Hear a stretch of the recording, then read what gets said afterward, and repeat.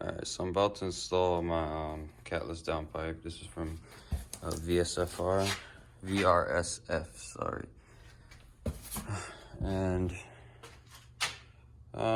pretty straightforward. There's tons of videos. I'm not gonna make this a DIY, but one thing that I'm doing differently is I have this mini cat here. If you look down in there, you can see there's a piece of a cat in there. And I bought this because I don't want to get a check engine light, because if you get a check engine light on this car, you lose your remote start. And I do not want to lose my remote start right at the beginning of this New England weather, New England winter. So I'm praying this mini cat does the trick. A couple of people have had success with it. I know there's a guy with a G80 M3, he's running it, and he's gone a couple thousand miles, and he hasn't got a check engine light yet. So hopefully this works for me. So I can show you again. Let me see. There it is down there. Hopefully this takes care of that check engine light problem. You know, I'll give you guys updates. That way, you know, if it's definitely something that works, I'll be sure to let it be known.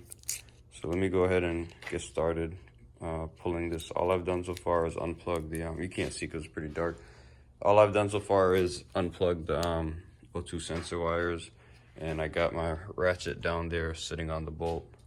So I'm gonna go ahead and get to it. And when I'm done, I'll give you a sound clip, because I'm still stock exhaust right now. Freaking Dynan sold out, you know, they're on back order. So the catless downpipe should be enough for now. So let me get this done. All right, finished. Let's get a startup out. All right.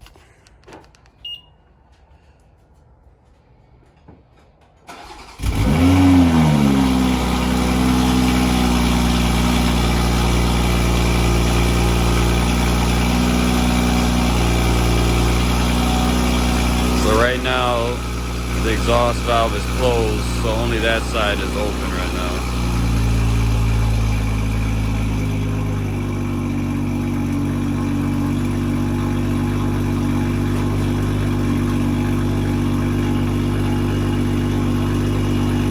I'm gonna go ahead and go open the valve, put it in sport.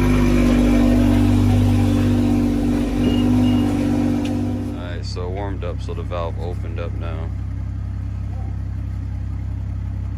Ain't gonna drive, right?